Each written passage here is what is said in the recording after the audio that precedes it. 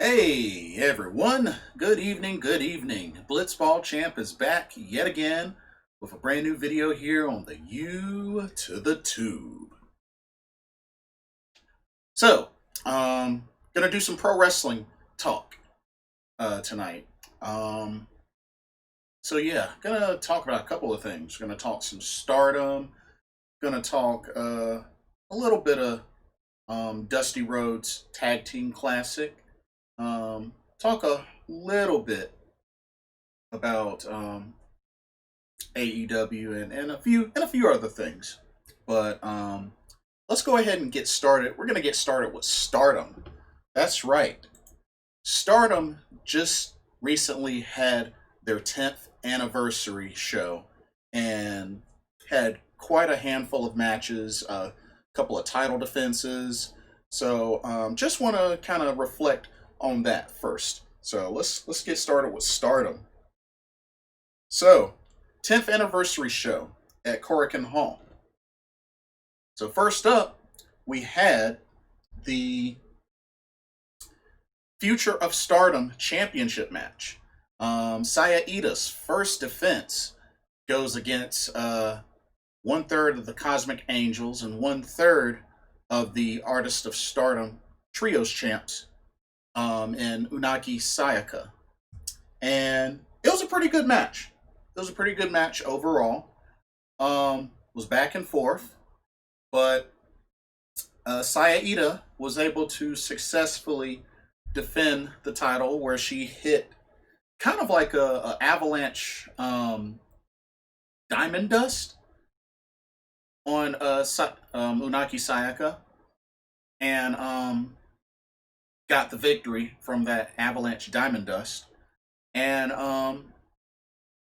they embraced afterwards. It was a good match. It was a really good match. So good sportsmanship from these ladies. But like I said, I really hope that with Saya Ida, like, is good that she was able to successfully defend her title. But seriously, y'all, let's start giving her some non-title wins as well.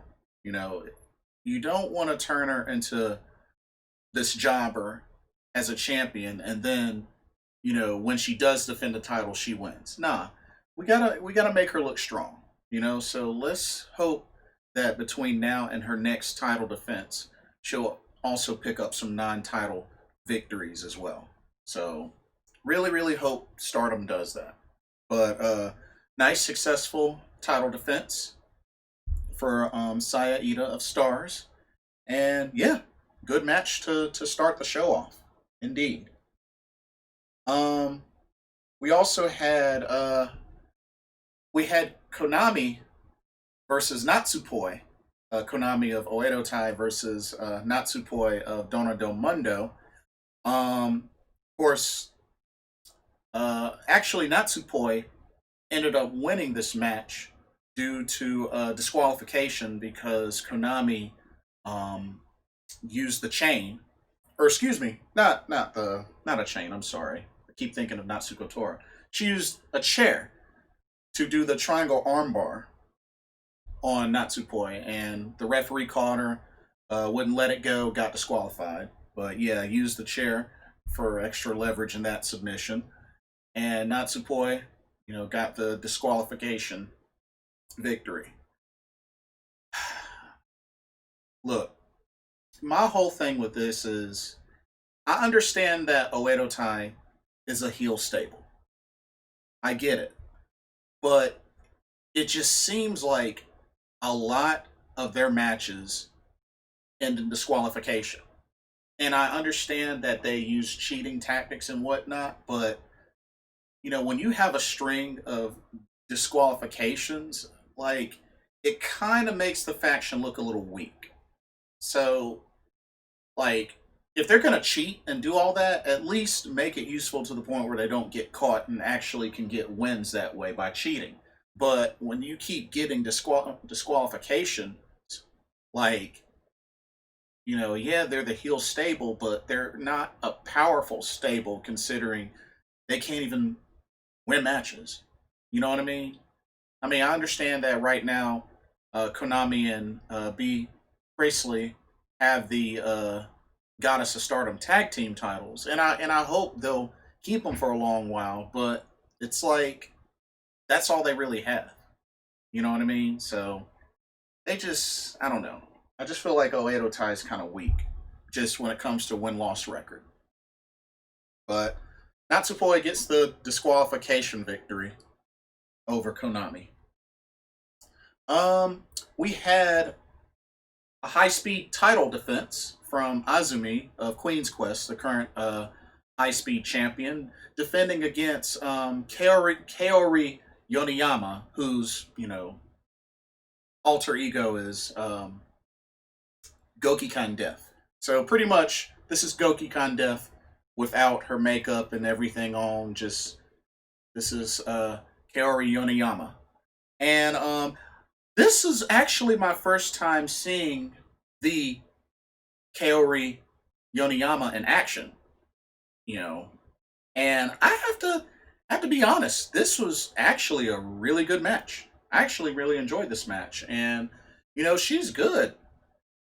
When she's not doing the Gokikan Death gimmicky stuff, she's actually a good wrestler. And that's not to look down on that gimmick. I mean, I get the idea of that gimmick. But, you know, just to see her as her actual self wrestle was actually really cool. I enjoyed that match. It was probably one of my top matches uh, in the show. Surprisingly, I think that would surprise some folks. But yeah, I actually really enjoyed this match. But when it was all said and done, Azumi got the submission victory, and it was good. It was really good. But yeah, Azumi's been on a roll, but she now has a new challenger. Yes, indeed, Natsupoi. Natsupoi wants a crack at that high speed title. And you know what? I think that would be cool. I think that'd be really cool. This would be her first singles title opportunity, and not only that, it came at a great time because Natsupoi has officially announced that she is full time Stardom member. That's right. She is a full time wrestler on the Stardom roster now. So, just like Shuri announced a while back, now Natsupoi is officially Stardom. So, this is good. This is really cool. So, I look forward to Natsupoi and Azumi duking it out for the high speed title. I think it'll be great. They've faced each other a few times, but yeah, I think it'd be great. This will be Azumi's first time defending against Natsupoi. So I look forward to that match. I think that'll be a great high speed battle. Next up, we had a singles match between Starlight Kid of Stars and one third of the Artists of Stardom Trios titles, the leader of the Cosmic Angels, and Tam Nakano. Um, it seems like lately Starlight Kid's kind of really had an attitude with Cosmic Angels, and it definitely seemed to come out in this match, and especially when the match was over. But it was the battle of the Tiger Suplexes, and I did like how Starlight Kid's mask was very similar to Tiger Mask. Had the little white main part to the mask. So I thought that was pretty cool. Giving shout out, giving some love to Tiger Mask. So that was really cool. Um, but ultimately, it was Tam Nakano's Tiger Suplex that got the victory for her over Starlight Kid. But it was definitely a great match, and you know, we're starting to see a little bit more of a ruthless Starlight Kid, which is kind of unlike her typically. But I just feel like ever since the whole Cosmic Angels split, and from Stars, she's kind of showed her true feelings, I guess, towards that faction. So we'll see how that continues to go. But yeah, great match. But Tam Nakano got the victory with the Tiger Suplex.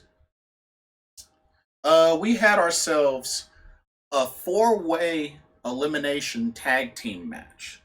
So this put Queen's Quest, Momo Watanabe, and Saya Kamatani versus Saki Kashima and B. Priestley of Oedo Tai. Of course, B. Priestley is one half of the Goddess of Stardom Tag Team Champs with Konami. Um, versus Stars Roka and Mayu Iwatani, which is so good to see her back in action. So was really happy to see that. And Donna Del Mundo's Himeka and SWA champion Shuri. Um, I was actually very shocked at the outcome of this match. Was very shocked. Very, very shocked. Now, in Stardom, elimination matches, you can get eliminated either by pinfall, submission, DQ, or thrown over the top rope, like Battle Royal style. So I thought that was really interesting. But when it all came down to it, Queen's Quest of Momo Watanabe and Saya Kamatani were the last team standing. And not only that, Saya Kamatani pinned Himeka with the Star Crusher. That shocked me. I mean, in a way, that's kind of an upset when you think about it. Kind of an upset. So, yeah, I was really shocked. Oedo Tai got eliminated. That didn't surprise me. Um, Stars got eliminated. I felt so bad for Mayu Iwatani. Was gonna do the springboard double arm drag, but then got thrown off that top rope and technically over the top rope. So that was a bummer. That was a real bummer. But Saya Kamatani and Momo Watanabe were the last team standing. I was really shocked. I was very shocked, and especially with her pinning Himeka, did not see that coming. But good stuff. Queen's Quest with the victory. We had the Wonder of Stardom Championship match. This was Donna Del Mundo's Julia, who's the current champion, defending against the leader of Oedo Tai, Natsuko Tora, which this was a no disqualification, no rules match. And despite a whole lot of weapons being used, even some mist to the face, and Julia's face was all blue and stuff. Um, we saw the chain being used, all that, and yet Julia still was able to hit the glorious driver and retain the Wonder of Stardom championship. And we got to give it up for Donna Del Mundo being ringside. Of course, Oedo Tai had their folks at ringside. But honestly, I'm kind of shocked. I'm actually kind of shocked. I felt like this was the best position Natsuko Tora could be in to win this title. And it didn't happen. And once again, Julia reigns supreme as the Wonder of Stardom champion. And she has been on a roll. She's really been unstoppable. So I gotta give her props. I mean, Julia's really been tearing it up in Stardom, and she's looking pretty unstoppable right now. So there's no telling, after going through a match like that, who will be next in line to challenge for the white belt. But we'll see. And then we have the main event, the red belt. The World of Stardom Championship was on the line, where the champion champion Utami Hayashishita of Queen's Quest defended against Donna Del Mundo's Micah. Now, these two know each other very, very well. They go way back. Um, I just thought it was funny. Utami Hayashishita presented her with a rose. She knocks it away. Um, but yeah, this match was pretty intense. Very back and forth, and definitely was nothing short of what I expected. But at the end, Utami Hayashishita hit the BT bomb on Micah to get the 1, 2, 3. And once again, Red Rose, Utami Hayashishita of Queen's Quest, is still your red belt World of Stardom champion. So it's a lot of red. She's just draped in red. Um, but yeah, so successful title defense at the 10th anniversary of Stardom. And not only that, she announced that she wanted to defend her title again at Nippon Budokan in March, and out comes Aphrodite teammate Saya Kamatani to challenge her partner Utami Hayashishita for the red belt. Interesting. Very, very interesting. I like it. I like it. You know, these two were former Goddess of Stardom tag team champs. So, yeah, gotta give them, gotta give Saya Kamatani props, especially after getting the victory for her team in the 4-way elimination match. Saya Kamatani is putting herself in position for this title shot. I just hope that between now and then they build some momentum for Saya Kamatani, because I think Saya Kamatani is a great wrestler. I think she's definitely improved. She was a dancer. Mainly known for a dancer, but she's come quite a good way uh, as a wrestler. And since joining Queen's Quest, she might be the weakest member of Queen's Quest, well, currently, but she's still a good wrestler, and I think she'll get better. But Utami Hayashishita is really, honestly, I think Utami Hayashishita is gonna have a long title run as a World of Stardom champion. You know, I don't think she'll have as long as a run as Mayu Iwatani did, but I mean, you never know. You never know. Utami Hayashishita only been wrestling 2 years, and she's come a long way. And there's a reason why she won the 5-star Grand Prix. There's a reason why she's the World of Stardom champion right now. So she's really carrying, Stardom pretty much as the top ace in Stardom right now. We'll have to see how long she can hold on to that, but definitely, definitely looking forward to just seeing more of Utami Hayashishita and just what Stardom has going coming up. So, congratulations to Stardom for 10th year anniversary. So it was also switching gears. So one of the big announcements that I failed to mention when I did my review on Impact Wrestling's Hard to Kill, it was announced that Madison Rayne has officially retired from pro wrestling. Um, for those that don't know, Madison Rayne, I believe, is a 5-time knockout champion in Impact Wrestling. Was also, I believe, a 2-time knockout tag team champion. Because I know she was a knockout tag champion with the Beautiful People and also with Gail Kim. Um, but yeah, Madison Rayne, aka Ashley Rayne, um, Of course, she's the wife of Josh Matthews. But yeah, was part of the beautiful people.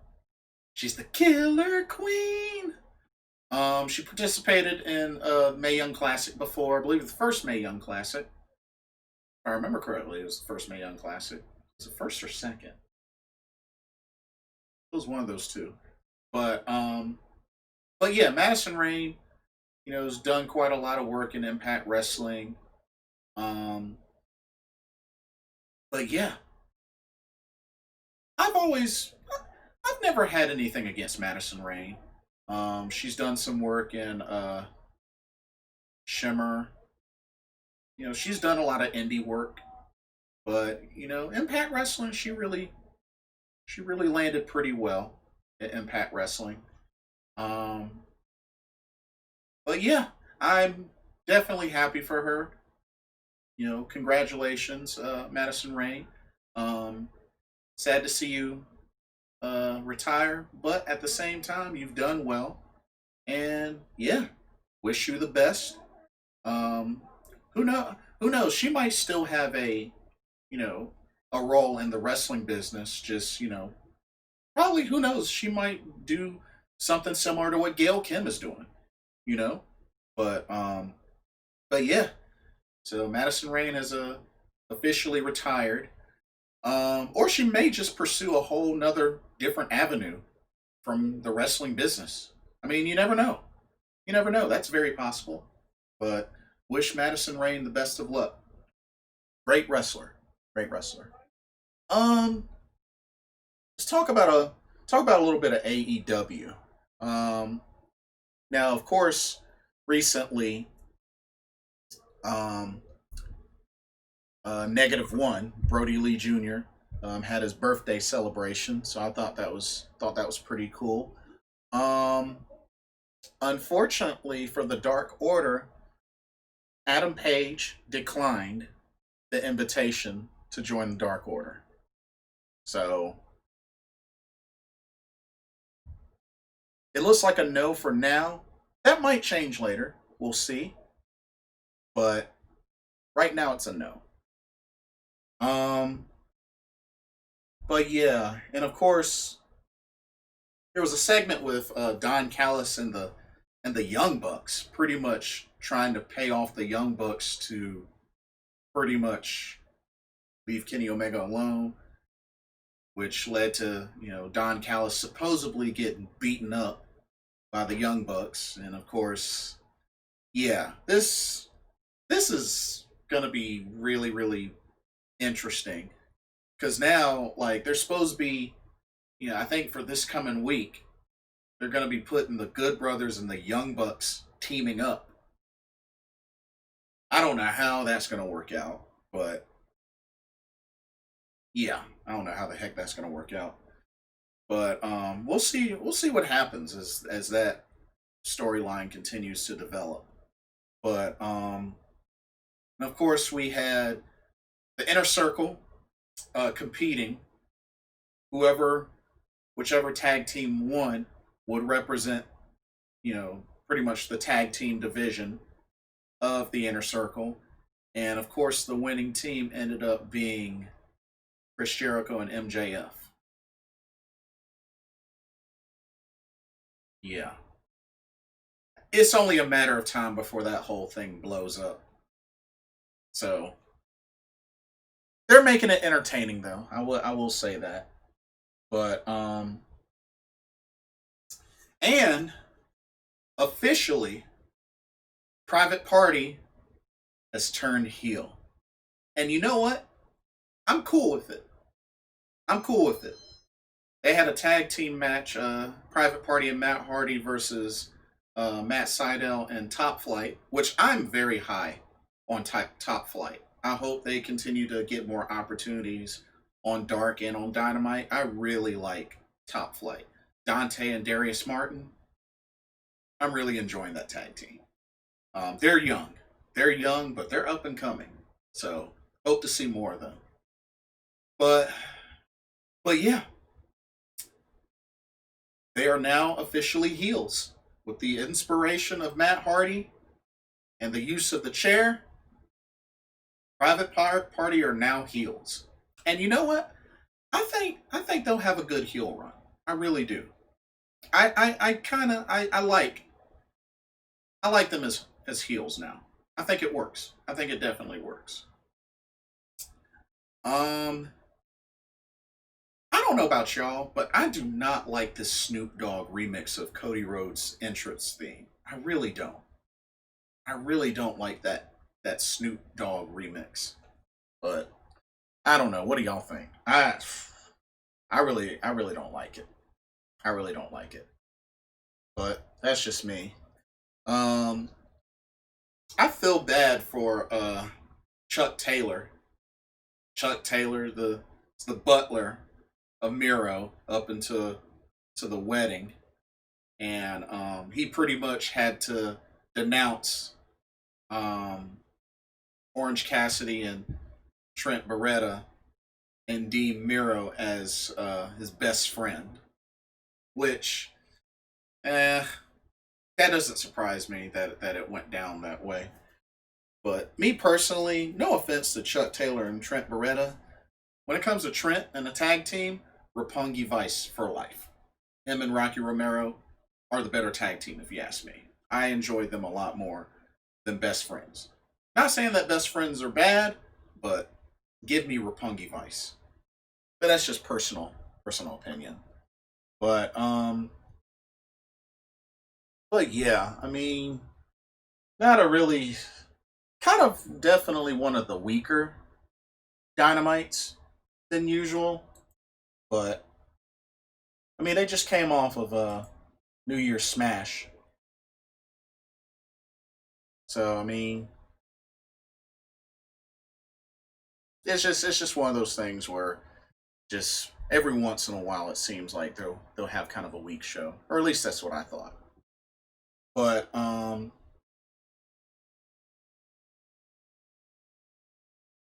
recapping of the Dusty Tag Team Classic, Dusty Rose Tag Team Classic.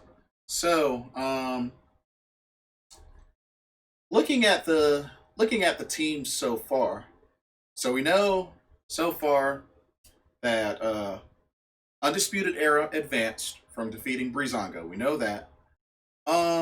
So Ashanti the Adonis, because of his injury at the hands of Karrion Cross, the singles match he had with Karrion Cross, him and Desmond Troy have been taken out of this tournament and got replaced by Timothy Thatcher and Tommaso Ciampa, who just recently fought in the Fighters Pit. And now they are a tag team in this Dusty Rhodes Tag Team Classic. And they just recently defeated Arya Davari and Tony Nese. So those two will end up going up against Undisputed Era.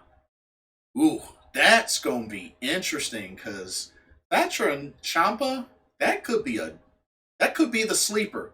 That could be the sleeper pick to win this tournament. But we'll see. But that's a deadly combination. Um, Kushida and Leon Ruff defeated The Way, Johnny Gargano and Austin Theory. At first, I was kind of surprised, but at the same time, it's like he's the North American champion, so I mean he doesn't really need this tournament victory. You know what I mean? So it's not really a victory he needs. So I can't be too surprised that Kushida and Ruff won. Um, we know that the Grizzled Young Veterans defeated Everrise. So in the second round, it'll be Kushida and Leon Ruff versus Grizzled Young Veterans. MSK debuted. MSK, aka the Rascals. Um, Nash Carter and Wes Lee defeated Jake Atlas and Swerve. And then we had Drake Maverick and Killian Dane on 205 Live defeat Austin Gray and Kurt Stallion. So, second round will be um, MSK versus Drake Maverick and Killian Dane. This, it'll be interesting to see what route they go with this matchup. I mean, I would like to see MSK advance, but it would not surprise me if Drake Maverick and Killian Dane, only because I feel like maybe they're trying to build them more as a cohesive unit, which, I'm not a fan of that tag team anyway.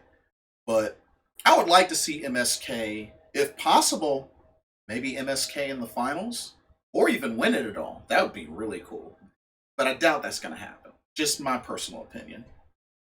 Of course, Lucha House Party defeated Imperium. Although it was weird how Alexander Wolf showed up after that match, and they, him, Marcel Bartel, and Fabian Eichner did the Imperium salute.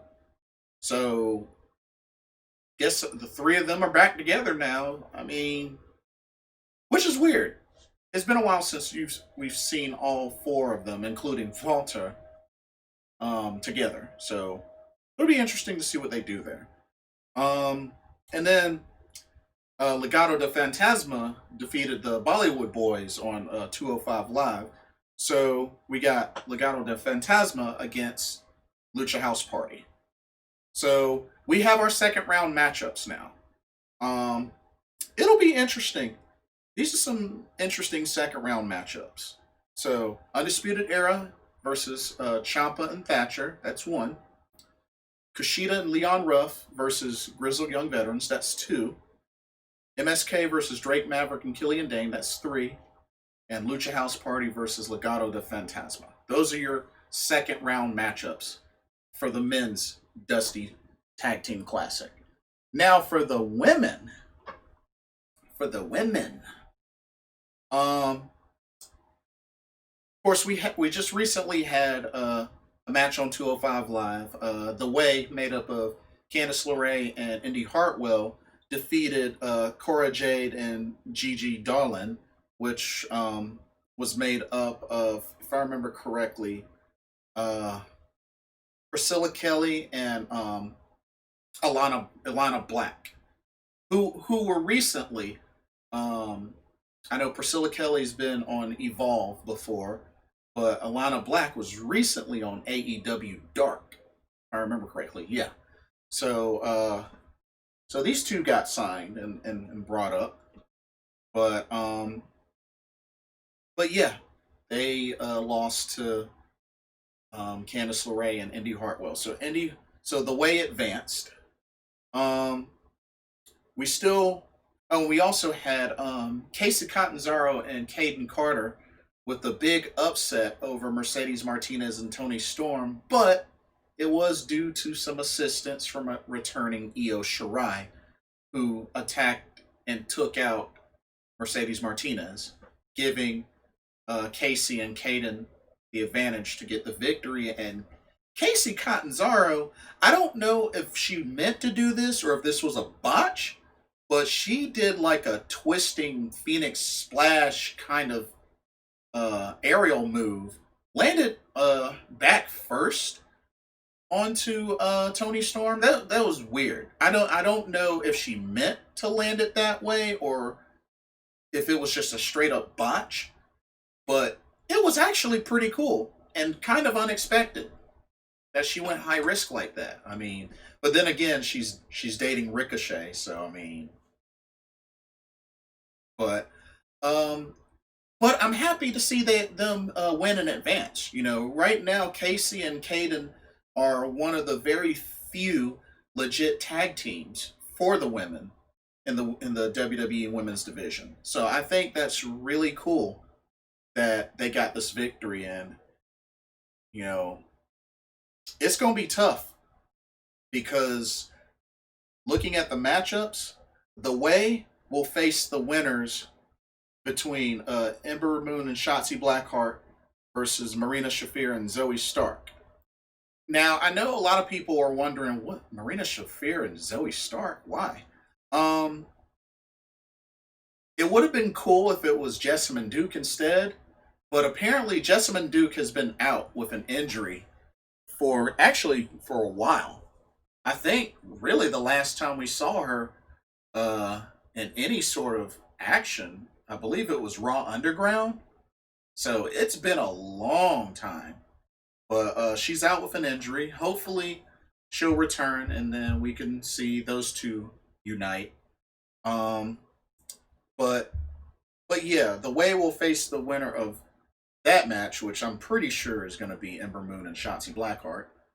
Um, and then Casey Catanzaro and Kaden Carter will face the winner between Aaliyah and Jesse Kamea and Dakota Kai and Raquel Gonzalez, which I'm pretty sure you know who's going to win that match. So, um, but yeah, that's your women's Dusty Tag Team Classic recap. So still got some round one matchups to complete for the women, but at least we know the round two matchups for the men's Dusty Tag Classic. Um, let's see. That's pretty much it's pretty much all. Oh, another thing I wanted to mention. So with WWE, Asuka just recently lost to Alexa Bliss. She was in the main event this past Raw. I'm gonna tell you right now.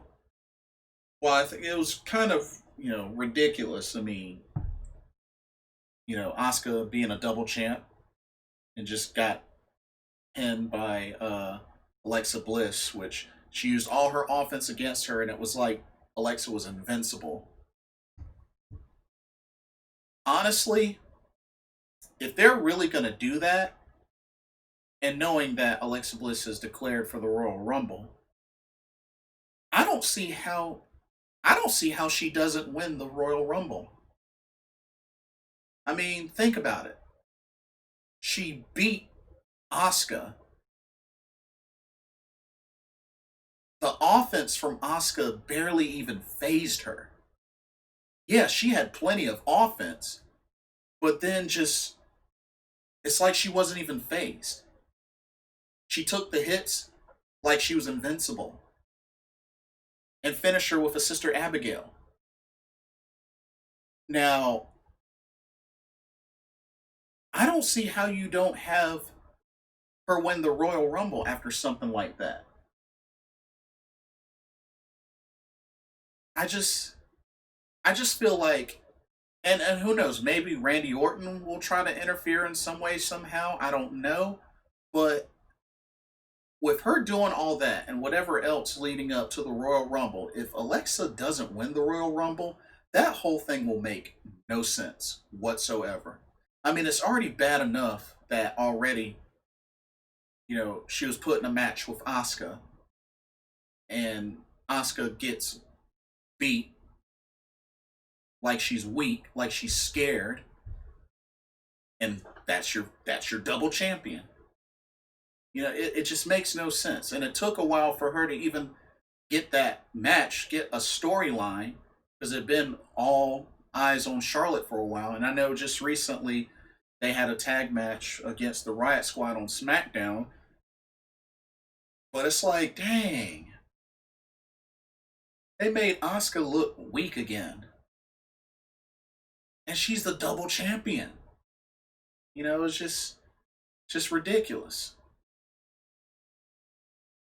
And it gives me the notion that come post Royal Rumble, Asuka's gonna lose that title. Probably at WrestleMania. And the sad thing about it is Asuka is winless at WrestleMania. Y'all do y'all know that? Asuka is winless on WrestleMania. Keep that in mind. Keep that in mind. Despite all that she's gone through, she has yet to win one match on WrestleMania since coming to WWE. It's ridiculous. Um, but yeah, royally ridiculous. But